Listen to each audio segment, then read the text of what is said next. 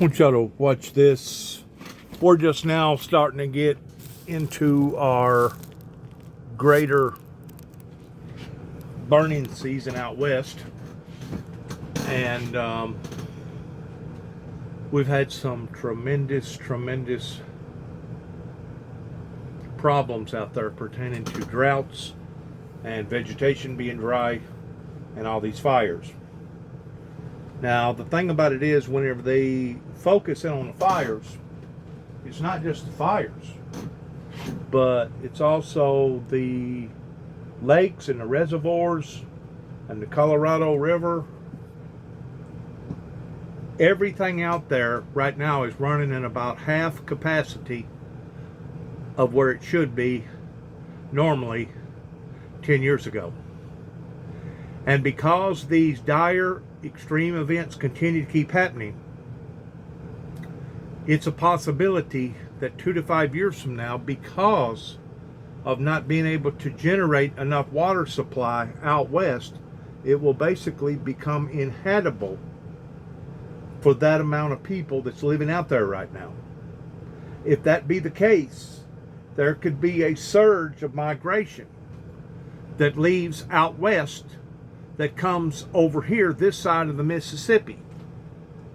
If that be the case, that means that there would be a flood of that many more people that would be coming over here towards stifling the farming communities and stifling people out of that much more conveniences. And I'm just going to use the road construction industry as an example. Up in Nashville, Tennessee, cannot build enough highway systems, 4-lane, 6-lane, 8-lane. They cannot build enough highway systems to stay on track pertaining to the demand coming from the public right now. If there is a surge of people that either comes out of the south pertaining to the migration problem, or people coming from the west pertaining to the habitat problem, pertaining to the water, it's a possibility that things that are now extremely hard to get around in Nashville and Memphis and other big metropolitan areas over here on the eastern side of the Mississippi could actually become a whole lot worse based upon what you're fixing to look at. In addition to the air quality that continues to keep diminishing year after year after year, with people with allergies and people with bronchitis and people with other types of compromised health issues. These are all contributing factors of what it talks about in the first 3 chapters of Revelations, for he will throw thee off into a sick bed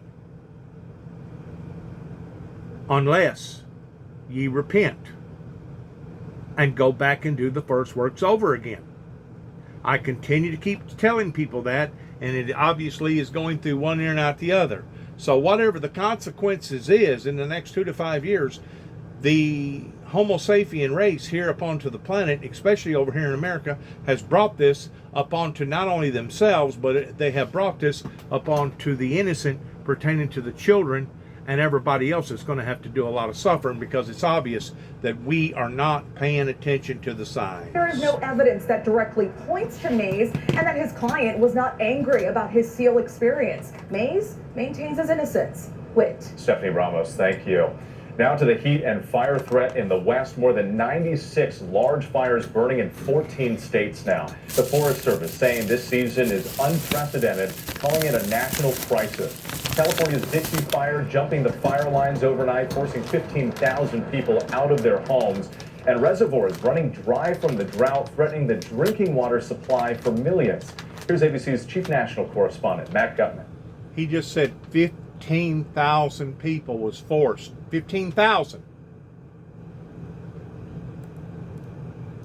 15,000 people was forced in one area to prevent from harm's way.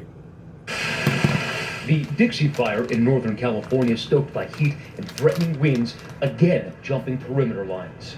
It's now more than 274,000 acres in size and forced some 15,000 more people to flee on Tuesday. Firefighters now facing red flag warnings. It's going to be very hazardous conditions in the next 2 days. The McFarland fire also exploded. It's west of Redding, California, and now over 20,000 acres and out of control. The 2021 fire season already outpacing last year's, which was the most destructive fire season on record. More than double the acres burned so far year to date, and we're just, we're getting started. As is the western drought. Lake Oroville, the second largest reservoir in California, falling to levels not seen since 1977. Water supplies are extremely limited across the state, and we are running out of options. Overnight, regulators approving a plan that could stop many farmers from diverting water from two of the state's largest river systems. The drought now threatening the drinking water supply for some 25 million residents. Because the Forest Service is calling this a national crisis. They are moving away from the way they've been fighting fires. They're moving away from so-called let it burn policy and now saying they're going to throw every available resource at fighting fires, threatening communities or infrastructure. Win. All right, Matt Gutman for us tonight. Thank you. Next, more people caught in the air travel nightmare tonight. Spirit Airlines grounding Said 25 million people. And I'm going to say that's a conservative amount, probably just in California alone. Because if you look at the whole area pertaining to Portland, Oregon, Nevada, up towards Washington State, I think this includes part of Arizona. I think it's give or take about 40 million people out there. That's a lot of people. If you had to displace them, everybody at one time, and the government had to haul them out east in busloads, basically like they're doing the immigrants down on the border. What do you think that's going to do to the rest of us?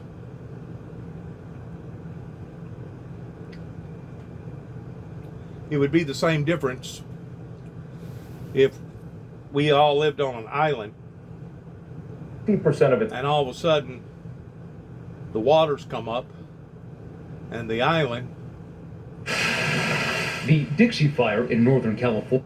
the island suddenly drastically shrunk within a matter of hours or days. And now instead of the island being this big, now the island is only this big. Well, whenever you have people living on top of each other and having to divert from the areas that they have been used to living in, and now you're having to bring them in other parts of the country, it's going to bring a hardship upon everybody. And I don't know if people can relate to that or understand that, but whenever the Bible talks about flee into the mountains, Christ could already foresee 2,000 years ago as him not just being a prophet of God, but as him being the Son of God, in him being able to identify the hardships that we're experiencing now that he's seen then. Because he explained to his followers that whenever you shall see these things occurring, flee into the mountains. That if you be on top of a housetop, do not come down. If you be in a mountaintop, do not return back. It talks about perilous times falling upon a society like you couldn't believe. And right now we're experiencing those things, and the reason why that we're experiencing those things is because once more you're dealing with a group of people within this region that did not believe in what the messenger was telling them going all the way back 30 something odd years ago. They didn't want to get in behind the ministry that the anointing was placed upon. And now we're dealing with what we're dealing with because of all the doubters, all the climate control doubters and all the deniers. Now we're dealing with these things on a very, very harsh level that is only going to intensify because, like I was telling you all ago, we're only just now getting into the full phases of what you would consider the burning or the drought or the drying season out west. And I think, if I'm not mistaken, it's done already burnt in total almost 2 million acres this year alone. So it's done compassed this year of what it done last year, and last year was an all-time record. So you tell me what's going on. You tell me if we're not at a state of crisisness in our great nation here in America. Sure we are.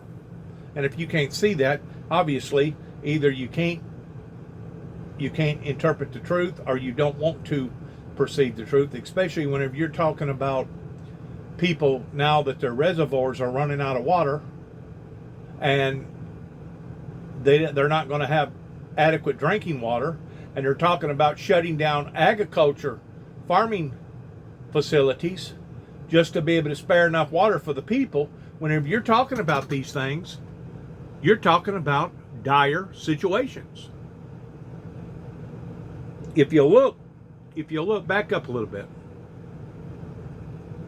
just imagine, hang on. Hang on.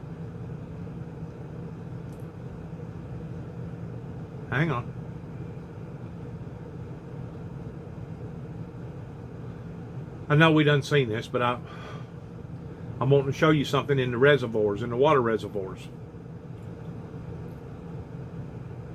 We're fixing to get to it. Right there. You can see it's obvious what you can look at, what you're looking at right here. From here to here is an initial drop that I'm going to say is probably dropped within the past 2 years. But if you look on up to here, this at one time was dirty too. So the water has actually been as high as this area right here from what I'm looking at, because you can literally see a color line, the difference between the color of rock here versus the difference of the color of rock here. You can see a color differential right there. So that's telling me that at one time the water level was probably up here. Also, if you'll go to this other frame here, right there, you can see the difference in the color of the water, the color of the wall from here to there. It looks shinier looking, it looks newer looking, right? Right here's a distinctive line. I'm going to say that's the line that has taken place just within the past couple years. But you can also see another line up here that at one time, I bet you, I don't have the statistics here in front of me, but I bet you at one time this reservoir was filled as deep as that right there. They're getting down to the bottom of this, folks. They're getting down to the bottom. And whenever people run out of water, people start dying. People start panicking. People start having severe problems.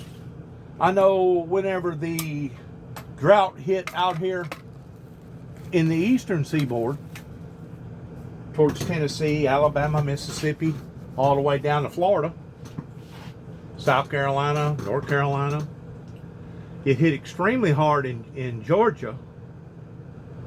I think it was in 2006. And may have been 2007. I don't know. It's been 15, 20 years ago. But it was so bad that the governor made an announcement standing on the steps of the Capitol building asking people to pray for rain. Now, since then, there was talk about them bringing a Tom Bigby waterway or a reservoir from the Tennessee River, which basically starts there at the northern part of Alabama or the northern part of Mississippi, is where the Tennessee River makes a swing. There was actually talk at one time towards building or digging a reservoir or a pipe from the Tennessee River down into the Atlanta base towards filling up their lake in case that ever occurred again. Now, I don't know if they moved on that. I don't know if they've done anything about that or not. But it was worrisome enough that certain people took the initiative to think, my God, what are we going to do if something like this was to occur again, and it go further than what it did this time? Because whenever you have this amount of people, you have to realize that it becomes crucial in the livelihood of people. This particular segment that you're looking at right now is based around the Dixie Fire that I hadn't even heard of until today. I guess it hadn't made headline news as far as national news until today. But if you look at the wall of that reservoir towards where the water used to be in comparison to where it is today, you do not have to be a genius or an Einstein to figure out that these people are in serious, serious trouble. And if the people over here on the eastern side of the mighty Mississippi don't think that this is going to affect them by affecting us, by it affecting them, they're blinder than a bat, because eventually we all live in this little bubble. We all live on this little island, and eventually whatever goes on the other side of the island affects us over here on this side of the island. And if it affects us directly over here on this side of the island, it eventually affects those people over there on the other side of the island. The planet has gotten smaller. Not literally, but figuratively, the planet has gotten smaller because now we got eyeballs everywhere pertaining to all the technology and all the cameras and all the satellites, all the internet. So now we can keep a close eye on these things. And I ain't going to lie to you, I don't like what I'm looking at, because it looks not just creepy, but it actually looks scary. That's just like the water rising down in Florida, down by the Everglades. If the Everglades gets completely flooded out to the point that there ain't no fresh water separating the fresh water from the salt water, eventually that's going to have a profound effect upon their water supply that feeds all of Miami, basically all of southern Florida. That's another scary concept that people need to put into the equation towards the oceans rising and rising and rising, towards what in the heck are we going to do? Or what are they going to do if that occurs? Well, you know what they're going to do if that occurs. They'll all have to migrate. They'll have to leave southern Florida and go somewhere. If they don't have no water. You got to have water to live. Without water, it's unsustainable. And that's what's happening out west pertaining to all the sorrows. I still say that it's a big factor, not just because of the carbon dioxide or the global warming, but it's because of the sin of man that is reflecting upon to this, that continues to get worse and worse every year. And if we're not smart enough to identify this, to cut it off, well, then woe be unto the inhabitants here upon to the planet, is all I got to say, because it's going to be great, great sorrows such as man has never ever dreamed of or even thought about. It'll be horrifying. Good luck to all of us. Shalom.